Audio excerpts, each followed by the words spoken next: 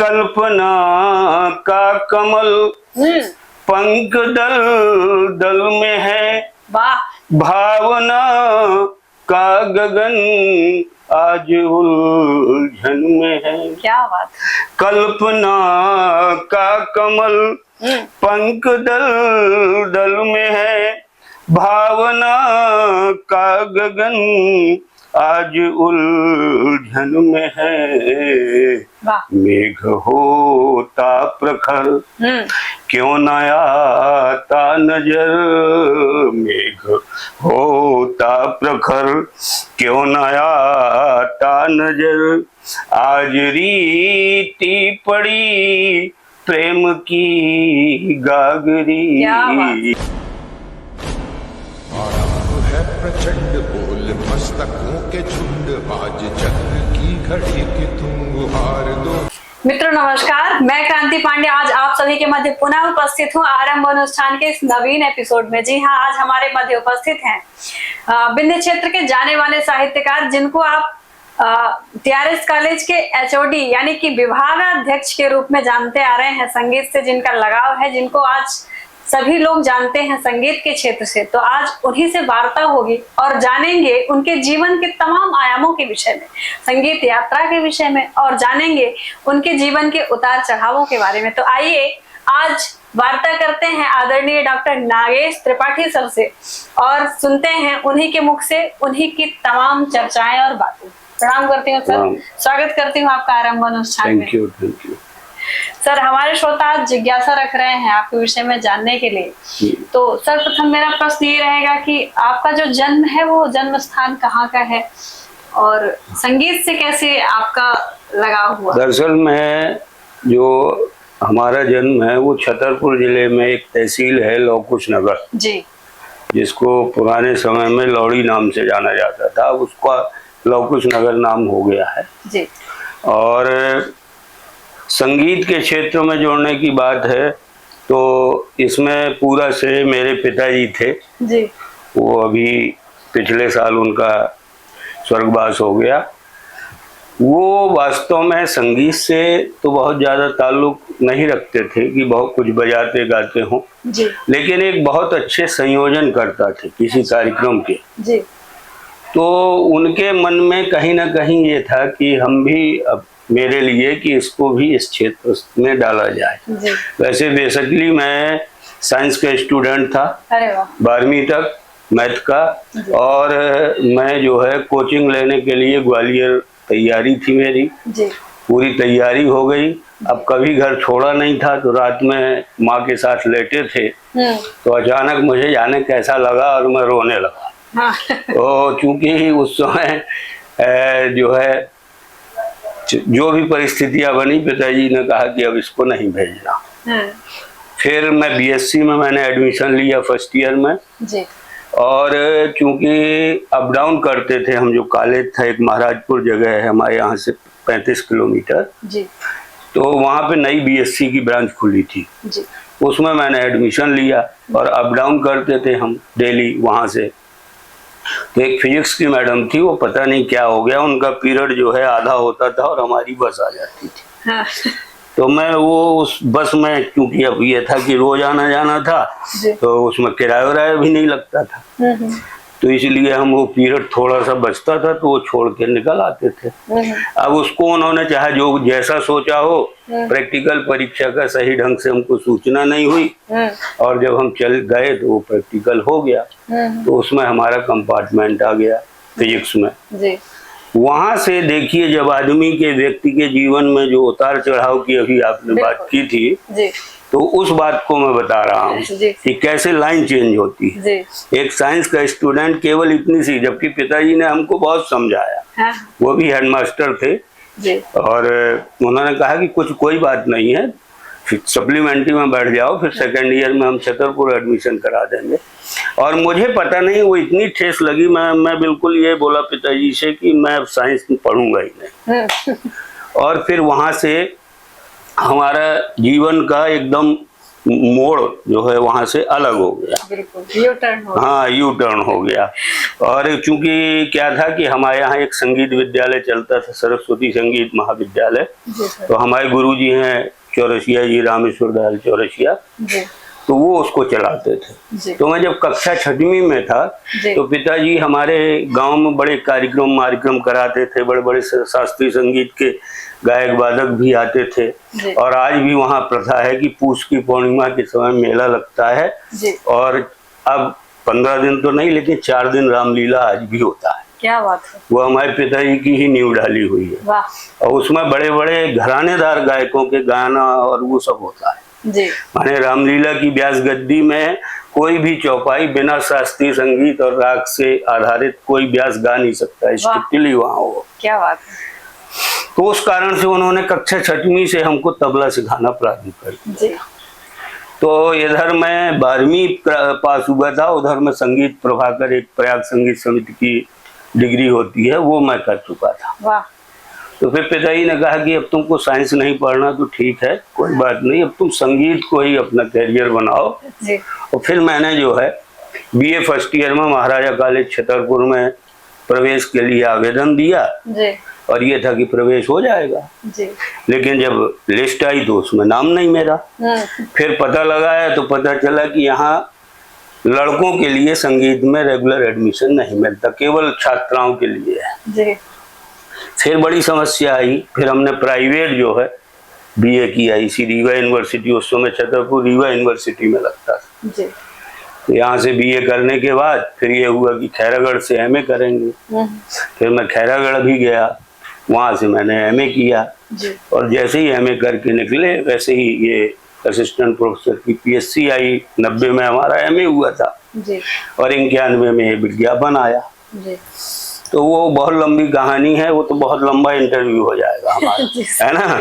तो उसके कारण फिर क्या है कि उसमें ये स्थिति आई कि तबले में पोस्ट नहीं है। तबले में मैं पहला असिस्टेंट प्रोफेसर था मध्य प्रदेश का। क्या बात। तबले में असिस्टेंट प्रोफेसर नहीं होते थे, केवल तबला संगतकार या तबला शिक्षक की नियुक्ति होती थी। पहले इतना लोग जानते भी नहीं थे कि तो क्या है कि जो विज्ञापन आया उसमें तबला गायन वादन आया। तो मैं तो फार्म नहीं डाल रहा था, क्योंकि संगीत की फील्ड में बहुत काफी दूर दूर तक मैं गया, गुरुओं का सानिध्य मिला, अच्छे गुरु मिले। और हमारे जो गुरु जी थे, अब दोनों स्वर्गीय हैं, श्री कन्हैया लाल जी भट्ट सागर के थे, जो आकाशवाणी में स्टाफ आर्टिस्ट थे छतरपुर में। और एक डॉक्टर वो राम शरण जी तिवारी जो बांदा घराने के थे, और ये कुदऊ सिंह जी हैं, इनके परिवार से उनका संबंध है वो लोग।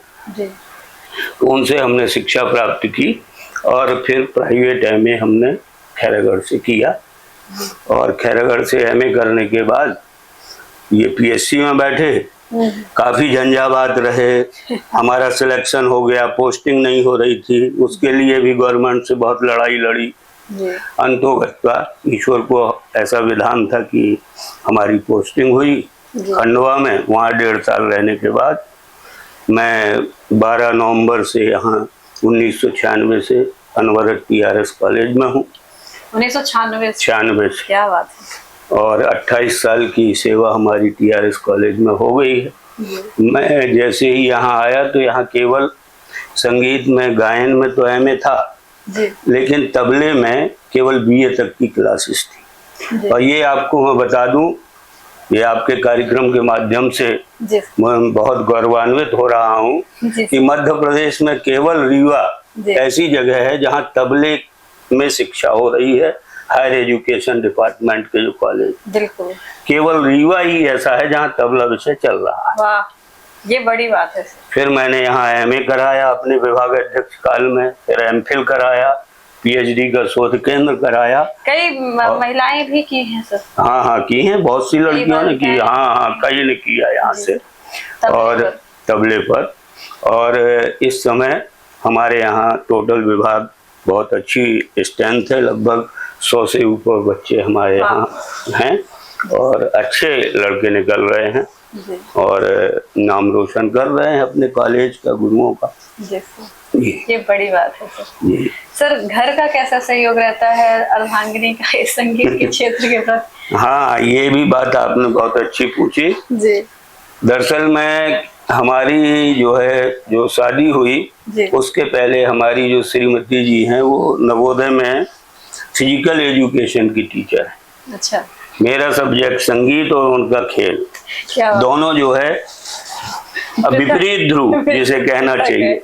अब उसमें सामंजस्य बैठाना, लेकिन ईश्वर की ऐसी कृपा रही है जी कि बहुत अच्छा उनका सहयोग मिला जी और हर जगह उन्होंने हमको सहयोग किया। पीएचडी के दौरान पूरा पीएचडी मैंने जो है नौकरी में आने के बाद ही किया जी और उस समय भी उनका पूरा सहयोग मिला और आज भी सहयोग बराबर उनका मिलता है। और उन्होंने कभी भी किसी भी चीज को लेकर के हमारा सपोर्ट ही किया है, कभी विरोध नहीं किया।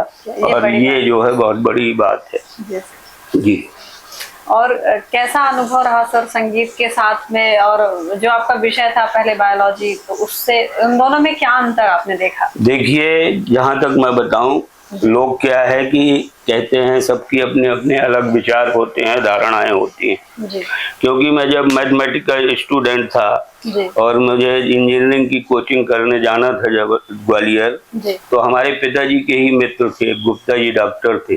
जी तो जब हम नहीं गए तो फिर उन्होंने पिताजी को कहा कि अब उससे क्या करा रहे हो, उसको भेजना चाहिए आपको। वो बहुत ब्रिलियंट लड़का था, वास्तव में हम लोग मेरिट में रहते थे जी और अच्छे था। तो पिता तब उन्होंने बताया कि अब उसको संगीत लाए, तो वो बहुत हंसे, कहा लड़के को गाना बजाना सिखा के बर्बाद कर रहे हो। बिल्कुल, ये एक धारणा बन चुकी है। लेकिन जहाँ तक हमने अनुभव किया है, जी ये बात आपको क्रांति जी हम बता दें जी कि ये भ्रांति लोगों को अपने दिमाग से हटा देना चाहिए। बिल्कुल संगीत एक योग है, साधना है। बिल्कुल, उससे पूरा जो है आपका मानसिक स्वास्थ्य, तो स्वास्थ्य तो पूरे स्वास्थ्य पे असर होता है, लेकिन मानसिक स्वास्थ्य बहुत अच्छा रहता है। बिल्कुल और निश्चित रूप से जो लड़का संगीत लाइन में है तो निश्चित रूप से उसका जो मेरिट आएगा, ये जो उसकी सोच होगी या जो उसका पढ़ाई का प्रदर्शन रहेगा, वो अव्वल श्रेणी का रहेगा।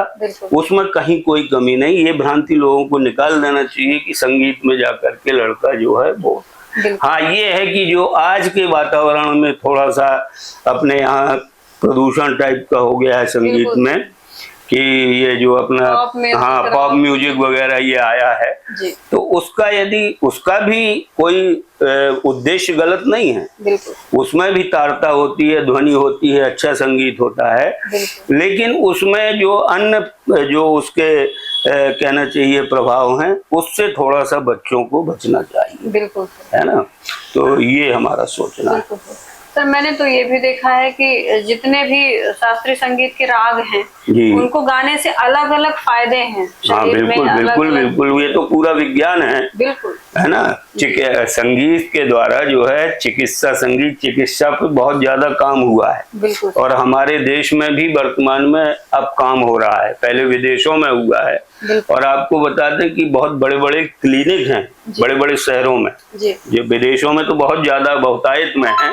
और आपके जो रिसर्च जर्नल आते हैं उसमें लेख भी आते हैं। और हमने जो है एक पीएचडी वाइवा लिया था भोपाल यूनिवर्सिटी में, तो उस लड़की ने बहुत अच्छा काम किया है, नाम याद नहीं आ रहा, कोई श्रीवास्तव लड़की है, और उसने मानसिक रोगों के ऊपर काम किया था। एक एनजीओ था, उसके बच्चों को उसने जो है पूरा ट्रीटमेंट दिया 6 महीने तक। अच्छा। संगीत का, और फिर उनमें क्या क्या परिवर्तन हुए उस बारे में उसने शोध किया। क्या बात है। और बहुत अच्छी उसका शोध ग्रंथ था। और हमने कॉलेज की है सर? ये जो है इसमें बरकतुल्लाह विश्वविद्यालय से किया था उसने। अच्छा। और ये सरोजनी नायडू में है नीना श्रीवास्तव मैडम, उनके अंडर में किया था। अच्छा। तो मैं उनका वाइवा लेने गया था। वाह।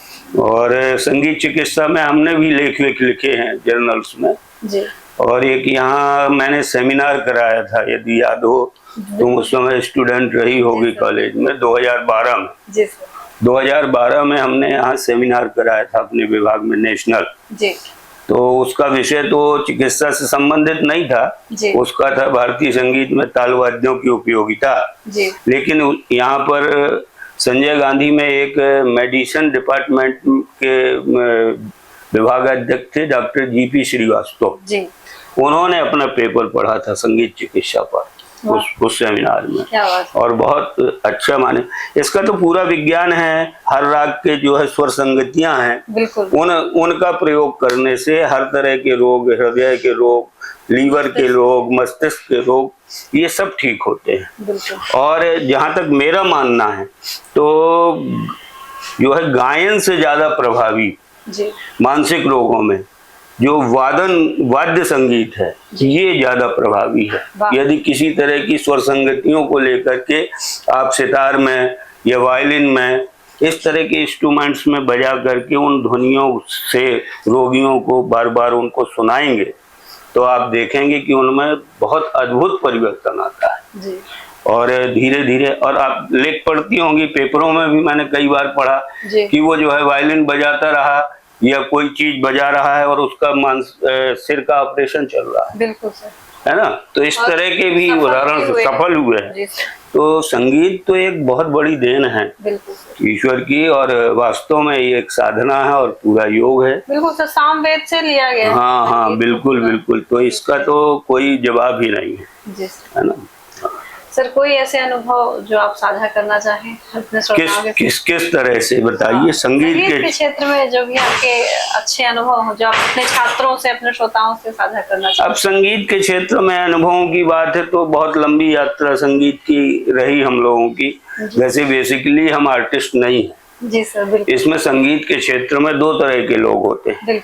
एक होता है आर्टिस्ट, जिसको मंचीय कलाकार कहते हैं, है ना, और एक होता है टीचर। तो हम लोग जो है जबरदस्ती संगीत में घुसे हैं क्योंकि संगीत ज्यादातर उन्हीं को मिलता है कि जिनका घराना चला आ रहा है, उनके दादा परदादा पिता, तो उनके बच्चे जो है उसी लाइन को पकड़ते हैं और उनको उस तरह का माहौल मिलता है तो एक अच्छे सफल मंचीय कलाकार बनते हैं। और हम लोग क्या है कि हम लोग तो बेसिकली टीचिंग लाइन वाले व्यक्ति हैं, है ना। लेकिन ईश्वर की कृपा से अच्छी शिक्षा दीक्षा हमको मिली संगीत के क्षेत्र में भी। और जहाँ तक ये है तो मैं बच्चों को यही कहना चाहूंगा, श्रोताओं को, कि वास्तव में संगीत तो एक मूलभूत आवश्यकता है जीवन की, और इससे जो है दूर होना हर व्यक्ति हो ही नहीं सकता। व्यक्ति अब व्यक्ति के जन्म से लेकर के संगीत उसके साथ, जो हमारी नस है, ये जो बार बार जो श्वास नली चल रही है, ये जो धड़कन चल रही है, ये भी संगीत है, एक लय है। वो लय बिगड़ी कि हमारा शरीर गया।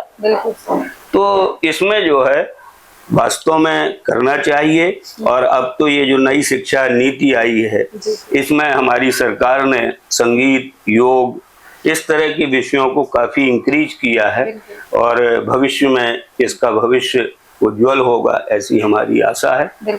और संगीत के विद्यार्थियों को एक नया प्लेटफॉर्म मिलेगा, चाहे रोजगार के क्षेत्र में हो। और एक बात मैं अवश्य आपसे कहना चाहूंगा आपके इस कार्यक्रम के माध्यम से, कि संगीत ही एक ऐसी विषय है कि जिसमें व्यक्ति भूखा नहीं मर सकता। यथार्थ है सर, निश्चित रूप से। मैं आपको बता दूं, हमारे यहाँ की 80% बच्चे आज कार्यक्रमों के द्वारा, ये जो भागवत चलती है संगीत में, रामायण है, इससे जो है काफी अच्छी अर्निंग करते हैं और बड़ी अच्छी स्थिति में। तो ये नौकरी ही सब नहीं होती। संगीत वाला व्यक्ति एक समाज में एक अलग प्रतिष्ठा प्राप्त करता है, उसका एक अलग स्थान होता है। और संगीत वाला व्यक्ति पूर्ण नहीं हो सकता, वो सहृदय ही होगा ये यदि उसने संगीत लिया। अब आप TRS कॉलेज के बारे में तो बहुत जानती होंगी, लेकिन हमारे यहाँ चाहे जितना बड़ा लड़का जो है दंडी फंदी आए, यदि संगीत में एडमिशन लिया है तो उसको आज भी गुरु शिष्य परंपरा का पालन करना पड़ेगा। संगीत ही एक ऐसा विषय है जिसमें आज भी गुरु शिष्य परंपरा चलती है।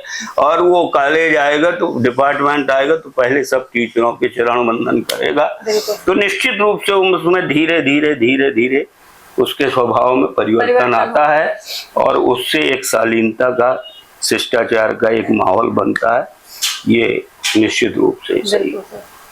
हमने सुना है सर आप साहित्य से भी जुड़े हुए हैं और कुछ रचनाएं भी करते हैं, तो जिज्ञासा है सर कुछ आप सुना दें साहित्यिक रचनाएं अपनी जो कविताएं हो तो।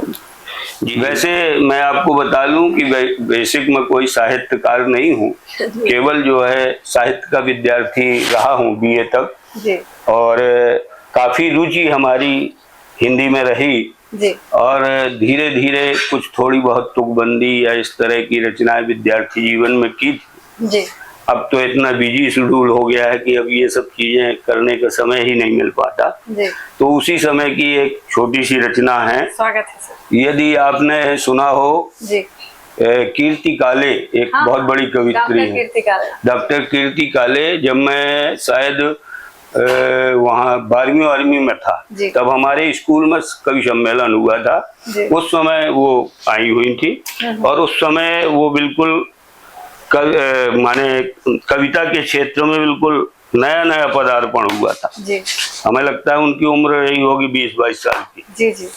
तो उनकी एक कविता जब मैंने सुनी तो वहां से वास्तव में हमको प्रेरणा जागृत हुई। अच्छा। कविताओं लिखनी। क्या बात है।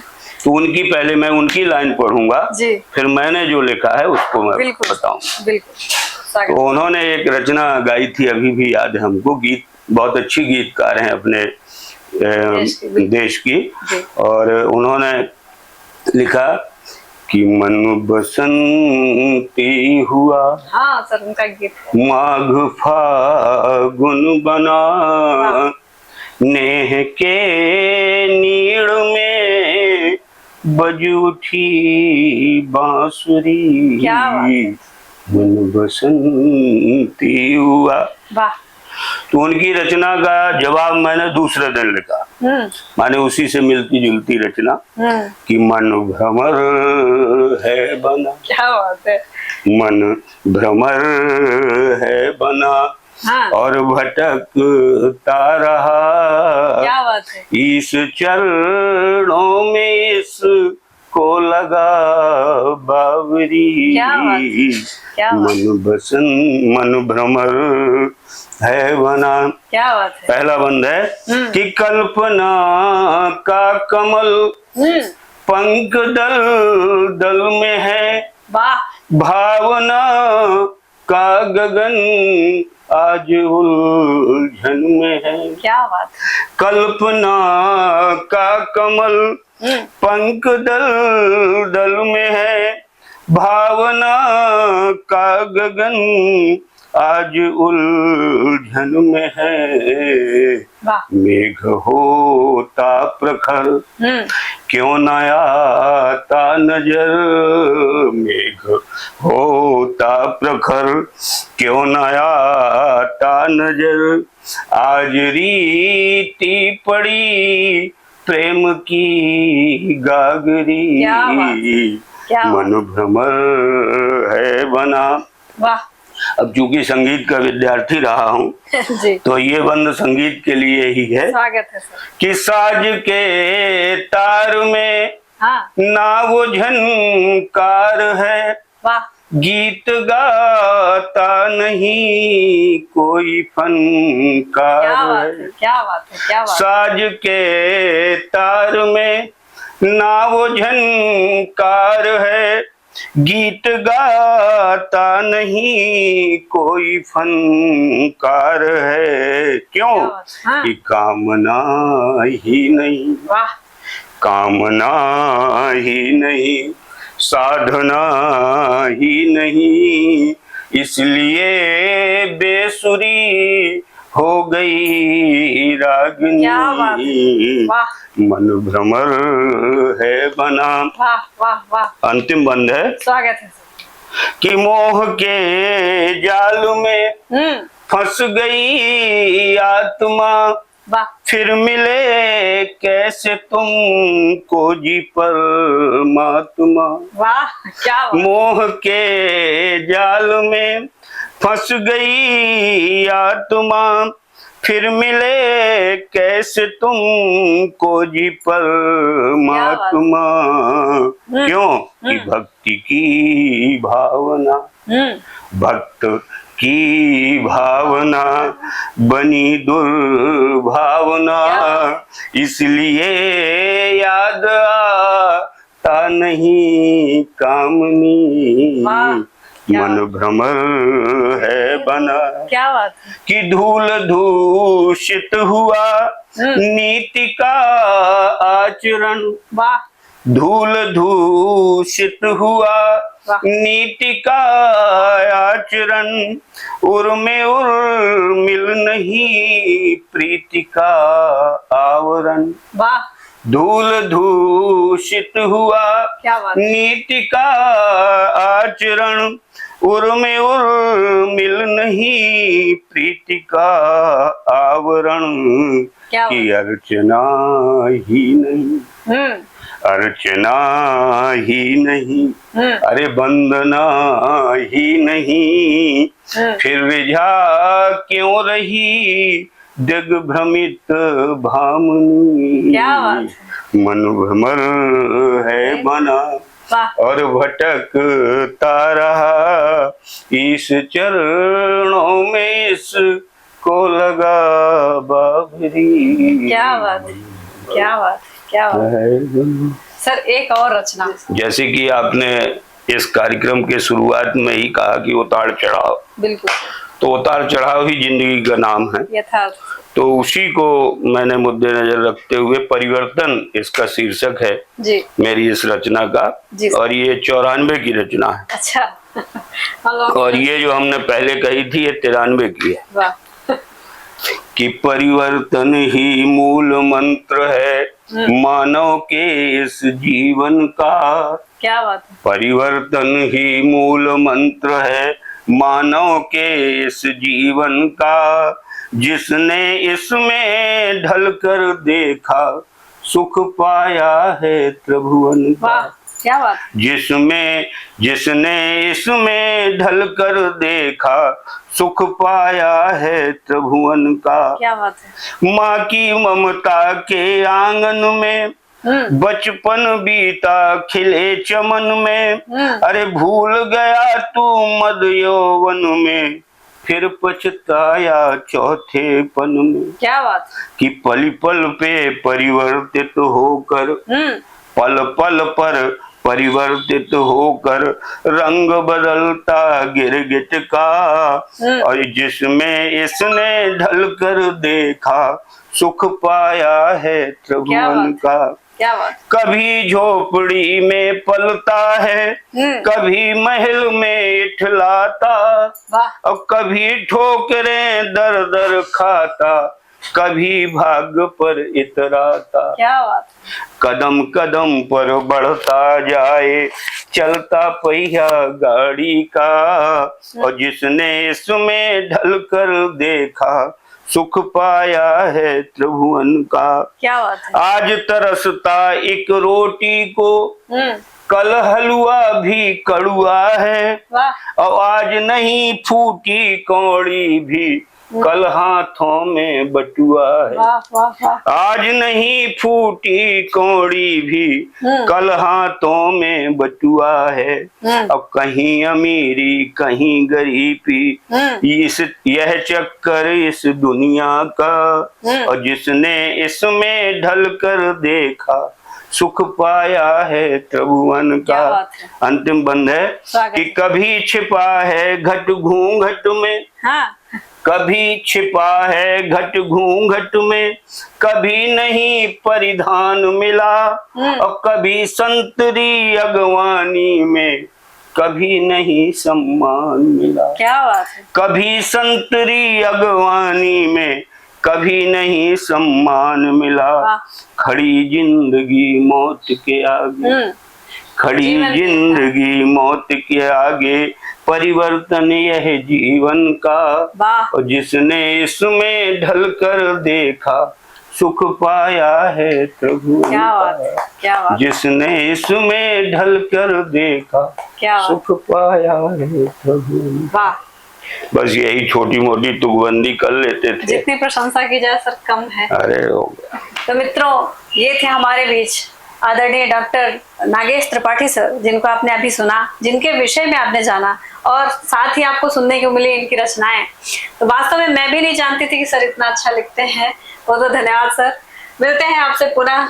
ठीक, थैंक यू। तब तक के लिए आप सभी से विदा लेती हूँ और शीघ्र ही मिलती हूँ एक नवीन एपिसोड के साथ। तब तक के लिए सभी मित्रों को जय सिया राम, नमस्ते, प्रणाम, शुभ संध्या। आरंभ है प्रचंड बोल मस्तकों के झुंड, आज चक्र की घड़ी कि तुम गुहार दो।